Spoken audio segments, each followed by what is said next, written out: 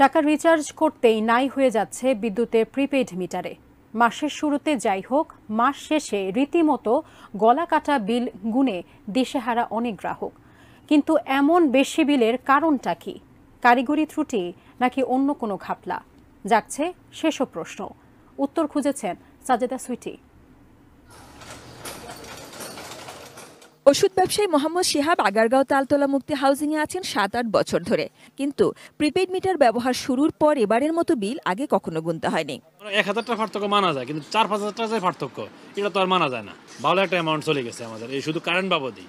এমন ভোগান্তিতে আরও অনেকে, হিসাব মিলছে না তাদেরও। 2000 টাকা ভরলি 3 দিন 4 দিন পর আবার কাটিয়ে যায়। শীতের মধ্যে আপনার কাছে 8 দিন 10 দিন করে গেছে 2000 টাকা, আর গরমের ভিতরে 4 দিন 3 দিন। এতদিন ছিল রিচার্জে ভোগান্তি অভিযোগ, এখন যোগ হলো এমন অতিরিক্ত বিলের ভোগান্তি। মানতে পারছেন না গ্রাহকরা। কিভাবে কতটুকু চার্জ কাটে, কতটুকু চার্জ বাড়াইছে এটা আমরা পুরোপুরি জানি না। প্রিপেডে দেখতে পারতেছি না যে টাকাটা কোথায় কাটতেছে।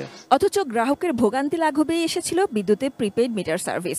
বিদ্যুৎ সরবরাহকারী প্রতিষ্ঠান Dhaka power distribution company limited DPDC এবং Dhaka electric supply company limited DESCO বলছে, ভুল নয়, দোষ নয়, যা হচ্ছে তা ভুল বোঝাবুঝি।